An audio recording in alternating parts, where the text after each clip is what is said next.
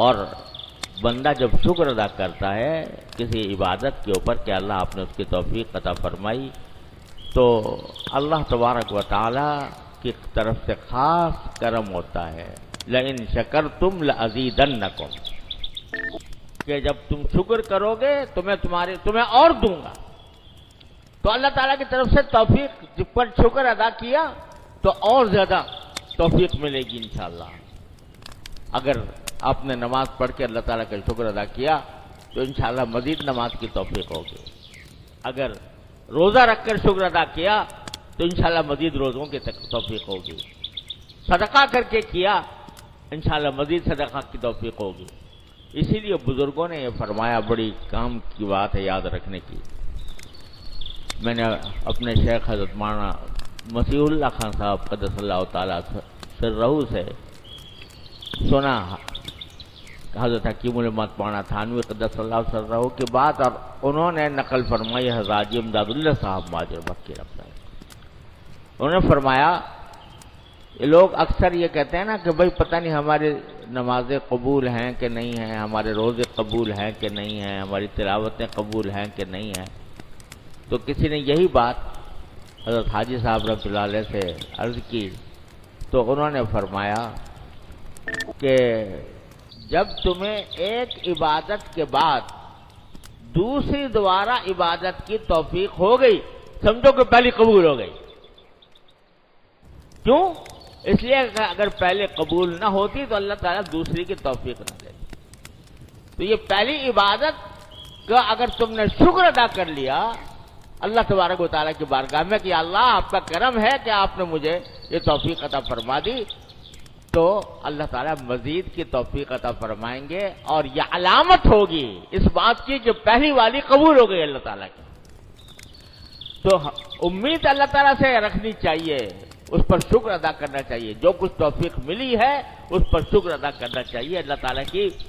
رحمت پر بھروسہ کرتے ہوئے یہی امید رکھنی چاہیے کہ اللہ تعالیٰ کے ہاں قبول ہے، انشاءاللہ قبول ہے۔ جہاں تک ہمارا تعلق ہے تو ہماری ہم تو کوتاہیوں کا ایک مجموعہ ہے، ہر طرح کی کوتاہیاں ہم میں ہیں۔ اخلاص پتہ نہیں پکا ہے کہ نہیں ہے، خشوع جو ہونا چاہیے ویسا ہمارے اندر نہیں ہے، جو اللہ تعالیٰ کی طرف رجوع کی جو کیفیت ہونی چاہیے ہمارے اندر نہیں ہے۔ لیکن ہماری طرف سے تو کوتاہیاں ہی کوتاہیاں ہیں، لیکن ان کوتاہیوں کا بھی اللہ تعالیٰ نے علاج بتا رکھا ہے کہ استغفار کر لو، جو کوتاہیاں ہوئی ہیں ان کے اوپر استغفار کر لو۔ نماز کے بعد سرکار دو عالم صلی اللہ علیہ وسلم 3 مرتبہ فرماتے تھے استغفر اللہ استغفر اللہ استغفر اللہ، نماز کے بعد۔ کیا مطلب؟ کہ نماز تو میں نے پڑھ لی، لیکن اس نماز کے پڑھنے کے اندر مجھ سے جو کوتاہیاں ہوئی ہوں گی، کیونکہ آپ کی عبادت کا حق تو مجھ سے ادا نہیں ہو سکا، اے اللہ اس کوتاہی پر مجھے معاف کر دیجئے، اس کوتاہی پر میری بخشش کر دیجئے۔ تو میں تو یہ کہتا ہوں کہ بھائی جو کچھ بھی اللہ تعالیٰ نے توفیق عطا فرمائی اس کا پہلے شکر ادا کرو، اور شکر ادا کر کے یہ کہو کہ یا اللہ آپ کی توفیق ہوئی، میں نے اس طرف سے کوتاہیاں ہوئیں، میں نے جو کچھ آپ کی بارگاہ میں پیش کیا وہ کھوٹی پونجی تھی، جئنا کا ببضاعۃ مزجاۃ، ہم آپ کے پاس جو پونجی لے کر آئے وہ کھوٹی تھی، فأوف لنا الکیل وتصدق علینا، لیکن آپ اپنی رحمت سے ہمیں پورا دیجئے، ہماری کوتاہیوں کو سے درگزر فرما کر، ہماری کوتاہیوں کو معاف فرما کر ہمیں اجر پورا عطا فرمائیے۔ تو اللہ تبارک و تعالیٰ کی بارگاہ میں ان آخری ایام میں یہی گزارش کرنے کا موقع ہے کہ اللہ آپ کی توفیق پر شکر، ہماری کوتاہیوں پر استغفار۔ ہم کتنا بھی بنا سنوار کے عبادت کر لیں، لیکن اللہ جل جلالہ کے شایان شان ہو سکتی ہے؟ نہیں ہو سکتی۔ ما عبدنا کا حق عبادت ما عرفنا کا حق معرفت، اس کے شان شان تو نہیں ہو سکتے، ہماری تو کوتاہی ہی رہے گی،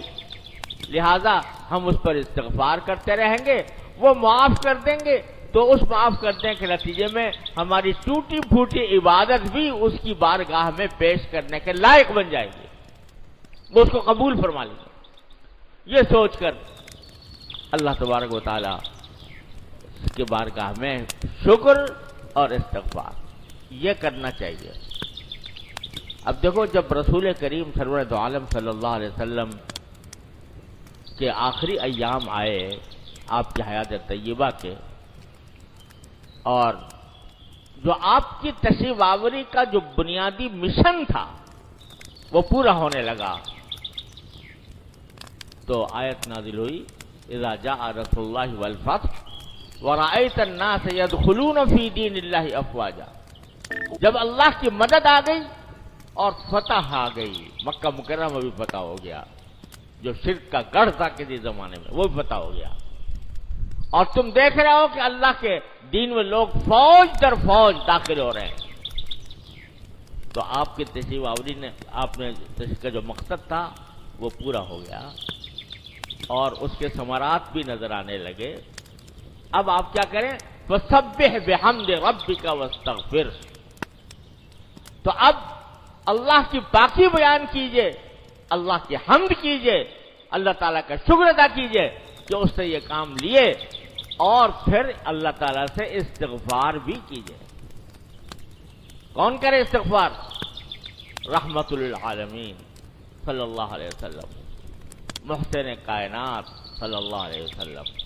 جن سے کبھی کبھی گناہ سرزد نہیں ہو سکتا، ان سے کہا جا رہا ہے کہ استغفار کرو۔ کیوں؟ اس لیے کہ بے شک آپ نے اپنی ڈیوٹی اعلیٰ ترین طریقے سے انجام دی، آپ کو جو فرض سونپا گیا تھا وہ آپ نے اعلیٰ معیار کے اوپر اس کو بجا لائے، لیکن آپ ہیں ہمارے ہی بندے، اور بندگی کے اعلیٰ مقام پر ہم نے اس کو فائز کیا۔ اس بندگی کا تقاضا یہ ہے کہ ہمارے سامنے یہ کہیے کہ اللہ ہم سے جو کوتاہیاں ہوئی ہیں مجھے معاف فرما دی۔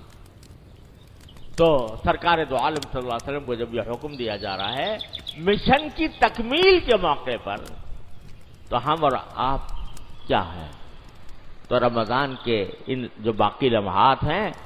ان میں اللہ کا شکر اور اللہ تعالیٰ سے استغفار کہ اللہ ہم اس سے فائدہ اٹھا نہیں سکے جو ہمیں اٹھانا چاہیے تھا۔ اس کا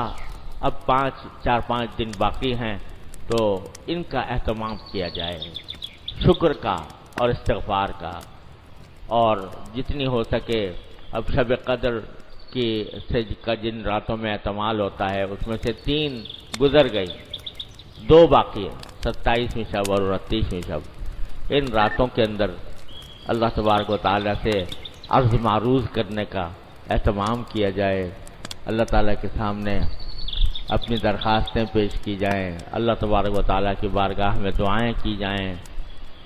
یہ راتیں اس کام کی نہیں ہیں کہ اس میں جلسے کیے جائیں، اس میں اجتماعات ہوں، اس میں دعوتیں ہوں، اس میں دیگیں چڑھائی جا رہی ہوں، اس میں شامیانے لگ رہے ہوں۔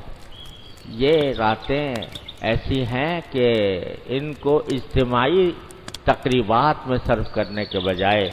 ان کو اس طرح تنہائی میں صرف کرنا چاہیے کہ آدمی بیٹھا ہو اور وہ ہو اور اس کا اللہ ہو، اور خلوت کے اندر اللہ تبارک و تعالیٰ سے عرض معروض کرے، اس میں اللہ تعالیٰ کا شکر بھی ادا کرے، اس سے اپنے کوتاہیوں کی معافی بھی مانگے، اور جو کچھ گناہ ہوئے ہیں ظاہر کے باطن کے، جس قسم کے بھی گناہ سرزد ہوئے ہیں ان سب کی معافی مانگے اللہ تبارک و تعالیٰ سے۔ تو انشاءاللہ ثم انشاءاللہ جب رمضان پورا ہوگا اور اس کے بعد رمضان سے فارغ ہوں گے تو انشاءاللہ اس طرح فارغ ہوں گے جیسے کہ نئے غسل کیے ہوئے نئے کپڑے پہنے ہوئے، اور اسی کی خوشی ہے جو عید کے دن منائی جاتی ہے۔ اللہ تبارک و تعالیٰ اپنے فضل و کرم سے، اپنی رحمت سے ان باقی ماندہ ساعتوں سے صحیح فائدہ اٹھانے کی توفیق عطا فرمائے، ہمارے ٹوٹی پھوٹی عبادتوں کو اپنے فضل و کرم سے قبول فرما لے، اور اللہ تعالیٰ ہماری کوتاہیوں سے درگزر فرمائے، اور رمضان کو ہمارے لیے مغفرت کا اور جہنم کی آگ سے رہائی کا مہینہ ہمارے لیے بنا دے، ہمیں عتقائے رمضان میں شامل فرما لے۔